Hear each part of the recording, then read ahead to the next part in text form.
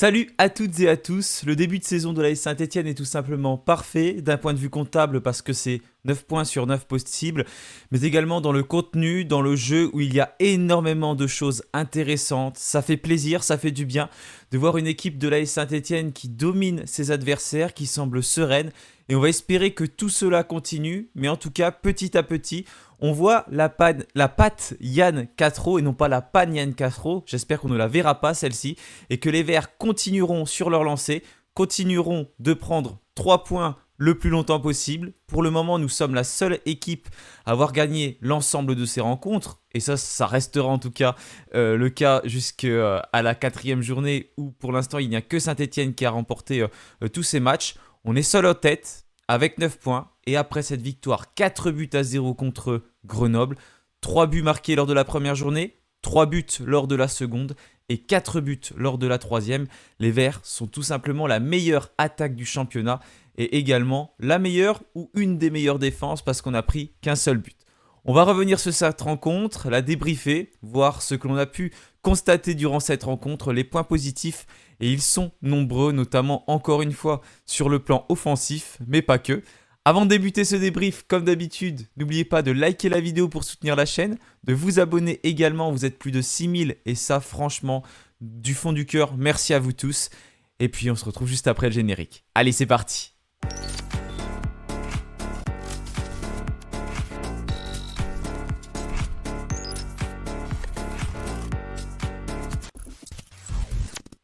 On a tellement galéré ces dernières saisons que ça fait plaisir de voir au moins une équipe stéphanoise qui joue au football et tout simplement qui sait ce qu'elle fait. En tout cas, c'est le cas depuis le début de la saison.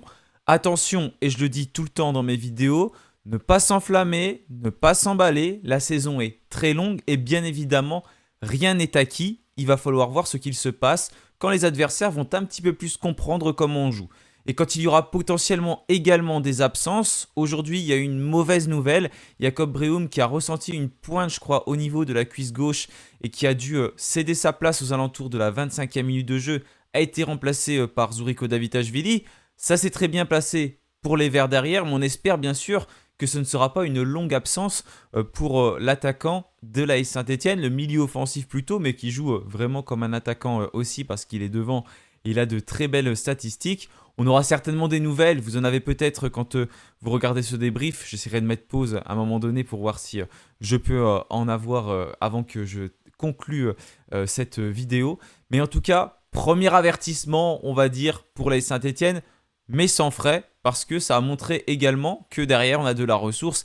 Et quand sur le banc, tu as des joueurs comme Zuriko Davitashvili, Lucas Tassin, franchement, c'est magnifique. Et même Joshua Defus, ça permet de faire rentrer de très très beaux joueurs qui mettent du danger dans l'équipe adverse.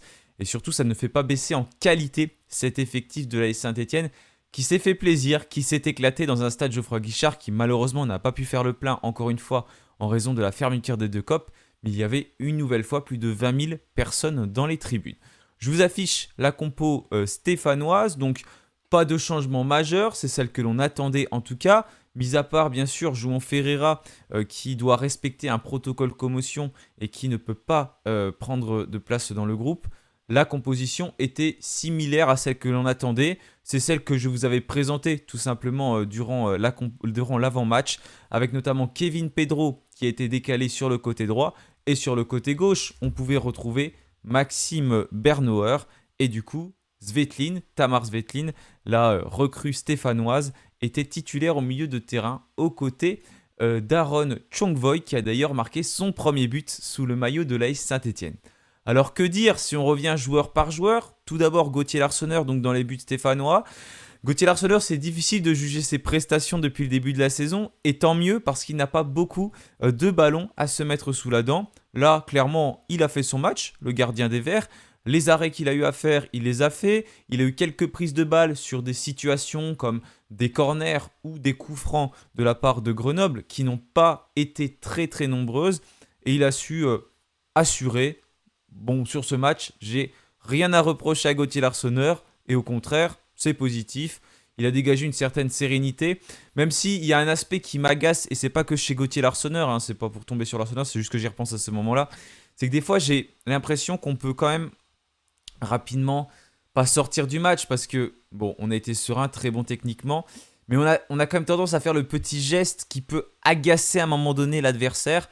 C'est pas récurrent, on n'est pas une équipe comme on a pu le voir à la Coupe du Monde où certaines équipes étaient vraiment très très pénibles et jouaient sur l'agacement. Non, nous, je vous rassure, hein, c'est pas du tout ce que je constate. C'est pas le cas et si vous regardez les matchs, vous ne le voyez pas non plus. Mais des fois, peut-être qu'au lieu de prendre le ballon, et on pourrait le relâcher, le laisser à l'adversaire pour ne pas l'agacer. C'est tous ces petits gestes en fait qui agacent. Ça peut être bien parce que oui, ça fait sortir l'adversaire du match, mais j'ai pas trop envie qu'à un moment donné on prenne un coup en faisant ce genre de choses-là.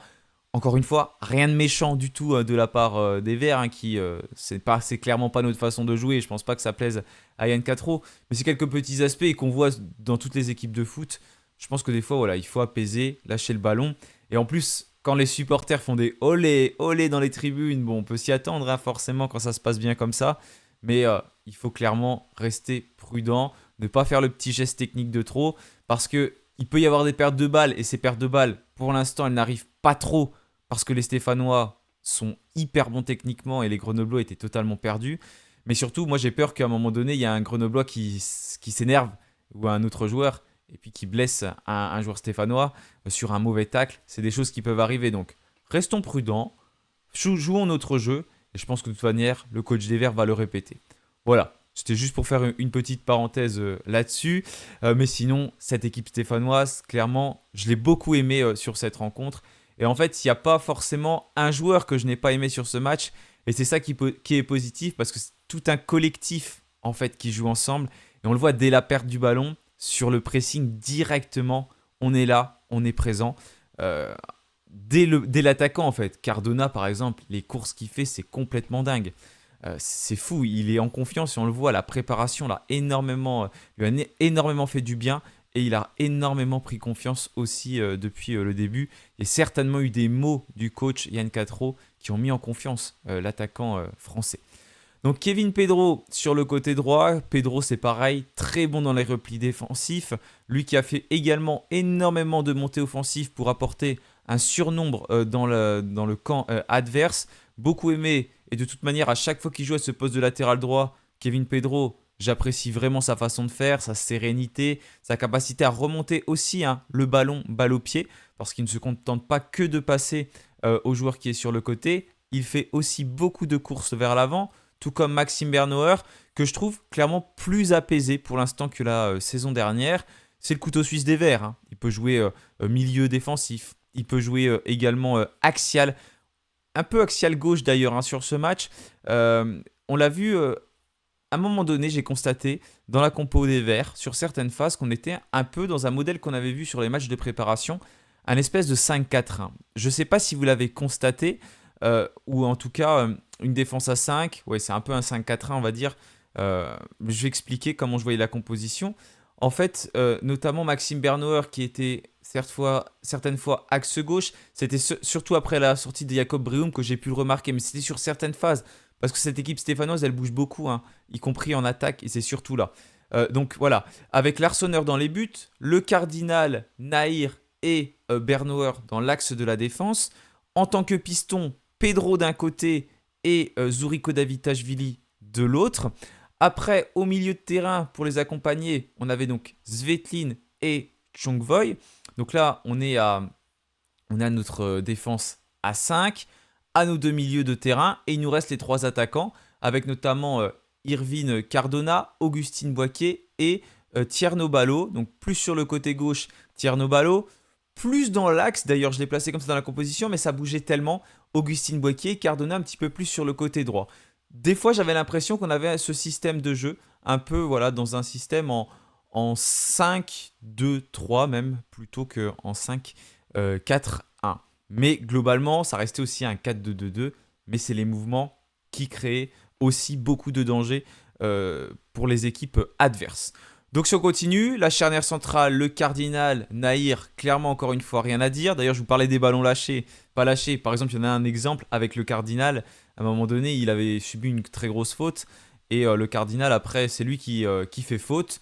Bon, à voir s'il y avait faute ou pas, mais en tout cas l'arbitre siffle, il garde le ballon dans la main et là les esprits s'échauffent un petit peu. On va pas dans la bagarre, ça c'est plutôt bien, mais voilà, le Cardinal n'avait pas forcément gardé le ballon à ce moment-là et ça aura agacé personne. Voilà, c'est juste des petits aspects que je veux relever et je préfère relever ces petits aspects-là plutôt que de dire c'est n'importe quoi, le jeu des Verts, on est tous devant, il y a des ouvertures de partout. Là, c'est des choses qui se corrigent vraiment très très facilement. Et encore une fois, je pense que le coach va vraiment leur dire, parce qu'il n'a pas l'air d'apprécier tous ces petits gestes superflus en tout cas. Et ça, je trouve que c'est plutôt très très bien. Donc la défense, très bonne, très positive. C'est pas beaucoup passé. Là où ça aurait pu passer, attention, c'est Chong-Voi notamment, qui était bon, encore une fois, buteur. Et qui, encore une fois, c'est son premier but, mais qui a été buteur. Aux côtés de Svetlin, un duo qui a très très bien fonctionné. Chong-Voi, il y a 2-3 fois quand même, attention à certaines passes qui peuvent faire qu'on perd le ballon dans l'axe et nous mettre en danger. D'ailleurs, il y a un moment donné, en tout début de match, au bout de 10-15 secondes, il aurait pu commettre une terrible bourde et il perd le ballon. Heureusement, après, ça a été bien défendu par la défense des Verts. Mais attention à bien bien rester concentré parce que le système de jeu, la manière de fonctionner de Yann Castro, elle demande vraiment aux joueurs stéphanois d'être focus, d'être concentré sur la rencontre pour ne pas commettre d'erreurs. Svetlin, donc à ses côtés, lui qui a disputé son deuxième match sous le maillot vert et qui a été très intéressant, très bon, c'est pareil au milieu de terrain. Et je trouve qu'il a bien fait la paire avec Chong-Voi. Et ça a permis à Bernauer de se décaler sur le côté gauche. Mais même quand il était sur le côté gauche, comme je disais tout à l'heure, il pouvait revenir un peu dans la défense quand on repassait dans une espèce de défense à 5. En tout cas, c'est ma vision des choses. Je ne sais pas si vous l'avez vu. Mais tellement ça bouge, certaines fois j'ai l'impression qu'on était comme ça. Et qui revenait même un peu au milieu de terrain, aider ses partenaires. Et moi, voilà, vraiment le maître mot, moi je trouve c'est le mouvement, l'intensité qui est mis à la perte de balle par les Stéphanois. Et ça, clairement, ça change tout. C'est énergivore, mais finalement, c'est aussi énergivore pour les autres équipes qui n'y comprennent rien comment ça fonctionne pour l'instant.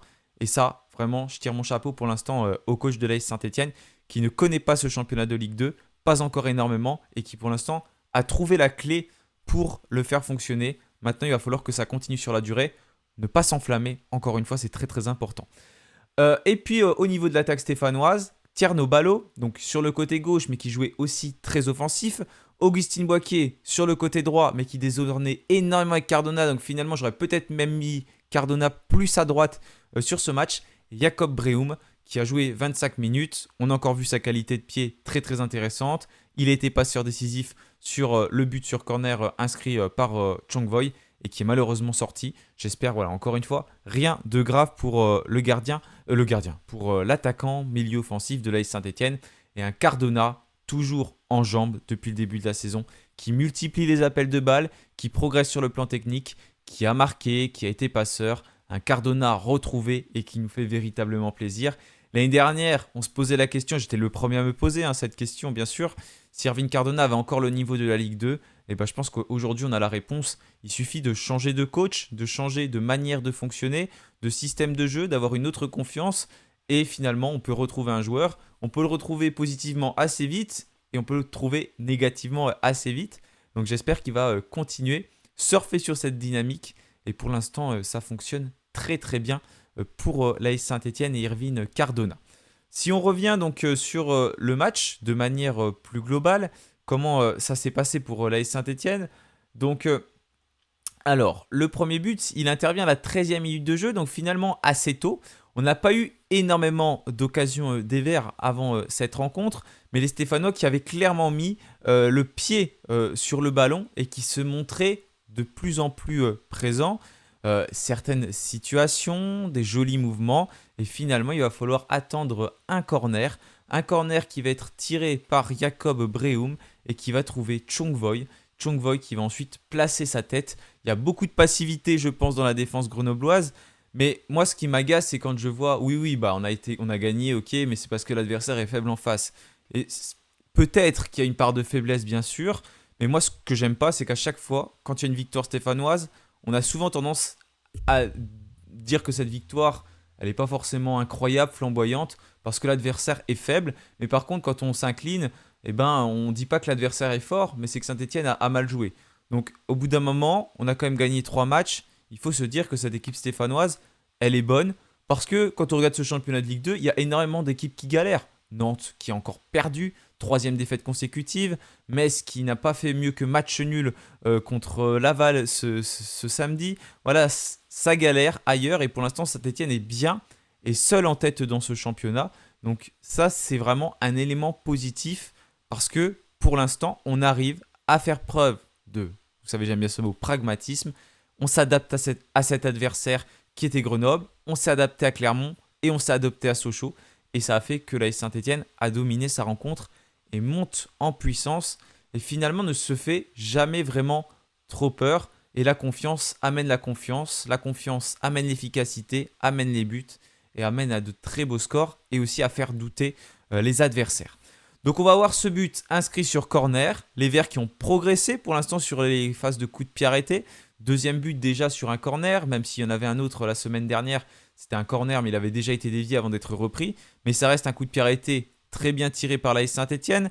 Un second qui va suivre juste avant la mi-temps, et c'est le troisième but des Verts, mais un second sur coup de pied arrêté, c'est Chong Voy qui va très bien le frapper, le gardien de Grenoble qui va la repousser et la remettre sur un Cardona qui est très bien placé et qui inscrit le troisième but de l'AS Saint-Etienne. Donc voilà, c'était pour parler des coups de pied arrêtés. Mais la mi-temps, elle est maîtrisée de la part des Verts qui font plein de passes, qui jouent bien techniquement. Et en fait, il n'y a pas un côté, moi, qui me semble plus fort que l'autre parce que ça combine bien de partout. Et il y a beaucoup de renversements de jeu qui sont très bien faits, notamment grâce au magnifique pied de Maxime Bernauer. Mais il n'y a pas que lui, hein. Il y a du monde qui est capable de bien voir le jeu. Chong Voy, Svetlin, ces joueurs-là sont capables de casser énormément de lignes, que ce soit par des passes longues, qui soient aériennes, ou alors des passes qui sont au sol, mais très très fortes. Et quand dedans, tu as des joueurs comme Boakier, comme Breum, comme Ballot, ou même Cardona, qui sont très à l'aise sur le plan technique, ça permet vraiment de créer des décalages, de créer des différences.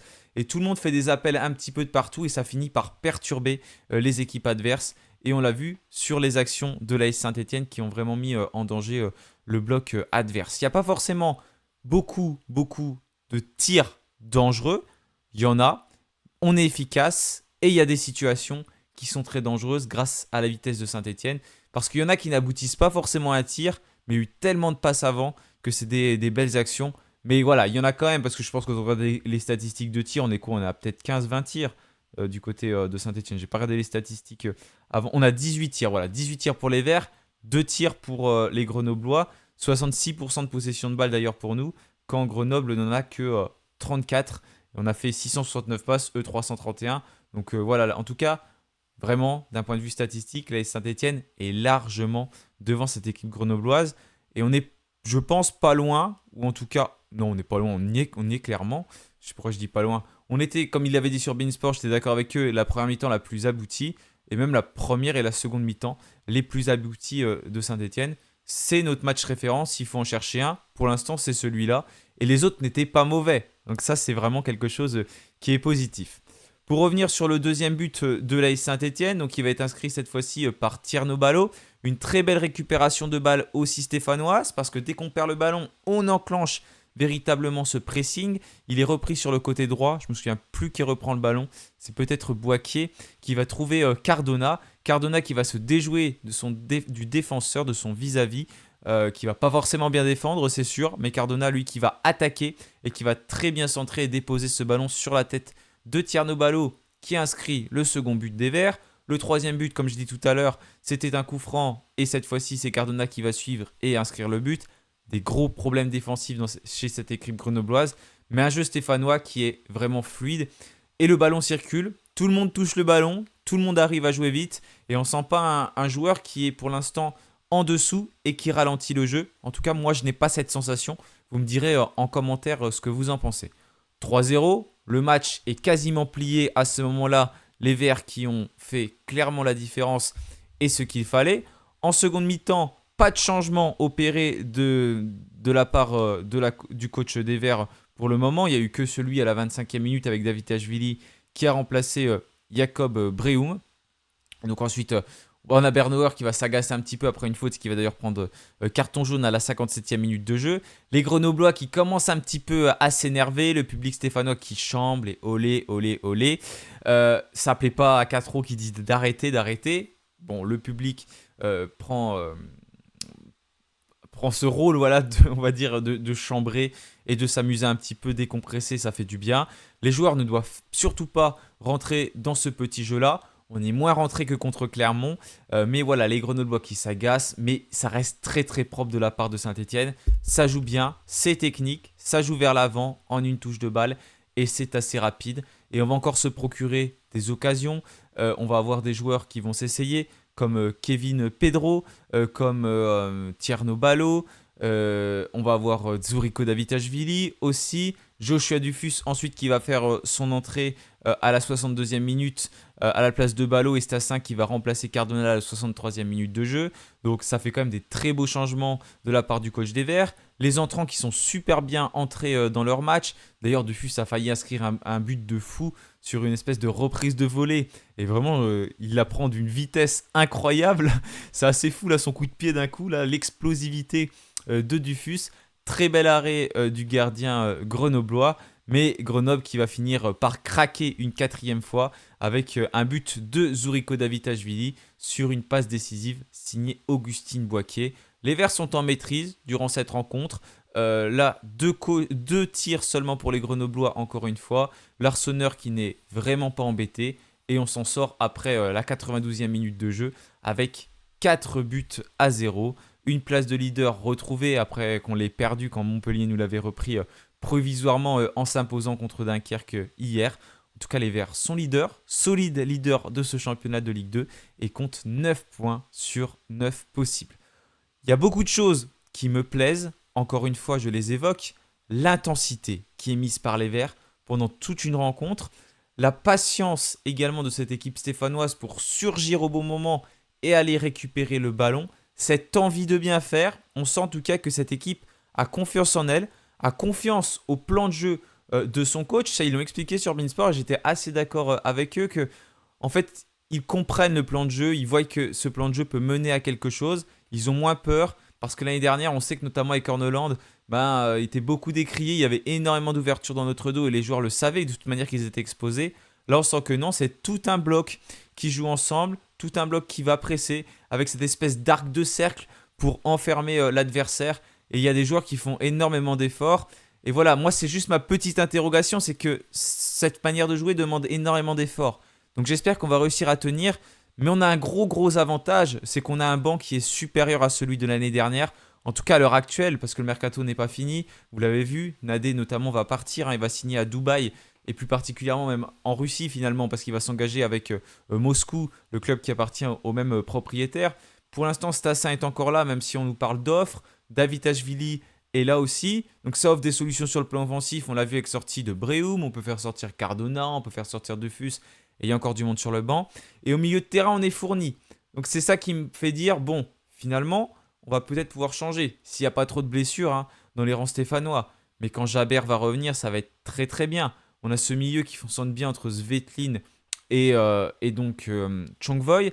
Il y a encore des joueurs qui ne sont pas là, comme Nadir El Jamali par exemple aussi, qu'on aimerait bien évidemment revoir. Peut-être des petits jeunes qu'on va pouvoir relancer, notamment sur le plan offensif. Balal, qui va peut-être pouvoir regratter un petit peu de temps de jeu, même si aujourd'hui le coach a décidé de garder les joueurs, on va dire, phares. Je ne sais pas comment expliquer, mais on va dire les vrais joueurs de cet effectif et pas pour l'instant lancer les jeunes qui ont tout à fait leur place, bien évidemment, dans les rangs stéphanois.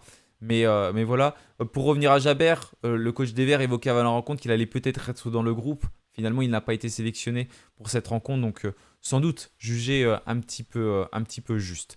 Mais voilà, en tout cas, ce bloc stéphanois semble compact, semble en confiance et puis semble déterminé cette saison à prendre des points. Les 9 points que l'on a pris depuis le début de la saison, clairement, ils ne sont plus à prendre. C'est une phrase un peu bateau, mais c'est la vérité. Aujourd'hui, on a 9 points d'avance sur des clubs comme Nantes. On a de l'avance sur tous les clubs de ce championnat de Ligue 2. On est les seuls à avoir pris 9 points sur 9 possibles. Donc vraiment, pour l'instant, c'est un mois d'août qui est parfait. Il va falloir poursuivre sur notre dynamique, sur notre lancée face à Dijon. Donc ce ne sera pas le week-end prochain, ce sera lundi qu'on va se déplacer au stade Gaston Gérard, le lundi à 20h45. Je vais faire une petite pause comme d'habitude pour voir s'il y a la réaction de Yann Catro, et comme ça je vais pouvoir revenir dessus au cas où elle est sortie. Voilà, j'ai pas encore les mots de Yann Catro, ils ne sont pas sortis, il est en conférence de presse quand je tourne cette vidéo, j'ai juste vu sur le progrès. Je cite, Catro explique en conférence de presse que Jacob Breum a senti une raideur aux ischio, donc de la jambe gauche, aux ischio-jambiers. Il est sorti par précaution, donc les ischio-jambiers, c'est juste derrière la cuisse. précaution, à voir donc ce qui se passe pour le milieu offensif de l'AS Saint-Etienne, mais en espérant rien de grave. Il y a quand même les réactions des joueurs hein, qui sont exigeants et qui voulaient prendre à tout prix les 9 points, donc ça c'est tout à fait normal. Et puis Cardona qui expliquait d'ailleurs qu'il prenait du plaisir dans cette équipe, et très honnêtement, des fois les joueurs peuvent lancer des petites phrases comme ça qui sont pas forcément réelles. Là ça se voit sur le terrain que cette équipe, elle apprécie pour l'instant. Mais c'est parce qu'elle fonctionne. Et quand une équipe fonctionne, généralement, bon, bah, à tous les étages, ça marche bien. Donc, à voir. Peut-être qu'un jour, il y aura un moment compliqué. On va pas gagner les 34 matchs cette saison dans tous les cas. Il y a forcément un moment donné où tu doutes un petit peu. À voir comment cette équipe réagit tout de suite. Parce que justement, il va pas falloir laisser place au doute. Et il va falloir que tout fonctionne au maximum pour qu'on soit serein durant cette saison. Et qu'on espère que tout se passe bien pour remonter en Ligue 1. En tout cas, pour le moment, donc les Verts sont premiers avec 9 points juste devant Montpellier. On va attendre le match de ce lundi entre Reims et Annecy. Et les Verts qui retrouveront ensuite le stade Gaston Gérard, l'autre GG de cette Ligue 2. Donc ce sera du côté de Dijon avec un parcage stéphanois qui était déjà complet une dizaine de jours avant la rencontre. Donc c'est magnifique, mais ça ne m'étonne pas. Et puis après, l'AS Saint-Etienne qui recevra Montpellier dans son montre avec un très très beau duel. D'ailleurs, ça me fait penser, je suis en train de penser à Montpellier. Je me disais, à Montpellier, il y avait plein d'anciens joueurs de Saint-Etienne hein, avant. On se souvient de Cazerie, notamment. Et puis là, je suis en train de me dire, en fait, il y a un ancien joueur stéphanois qui est rentré. C'est Jules Mouton, pardon, qui est rentré en cours de match, lui qui a quitté l'AS Saint-Etienne à la fin de cette saison et qui est rentré avec les Grenoblois et qui a pu fouler la pelouse du Chaudron pour cette rencontre de Ligue 2 où son équipe s'est donc inclinée 4-0. Voilà, retour donc à Geoffroy Guichard dans 2 semaines face à Montpellier. Après, il n'y aura pas de match à Saint-Etienne pendant 2 semaines également. Et cette fois-ci, ce sera un stade sans doute à guichet fermé avec le retour du COP Nord et également le retour du COP Sud. Donc ça promet une très très belle ambiance. Même si l'ambiance était déjà belle, en vrai, il y avait des chants qui étaient lancés, c'est bien. Mais on sait que le Chaudron, pour qu'il porte vraiment son nom, il faut qu'il soit plein avec l'ensemble de ces COP, de toutes ces tribunes, parce que quand les COP plus les tribunes latérales jouent leur rôle, c'est une ambiance incroyable du côté de l'AS Saint-Etienne. Merci à tous encore une fois d'avoir suivi ce débrief. Je vous souhaite un excellent week-end. On se retrouvera peut-être dans la semaine pour une autre vidéo. Si vous avez des idées de sujets d'ailleurs, n'hésitez pas à m'en faire part. Et puis excellent dimanche et allez les Verts. Allez, salut.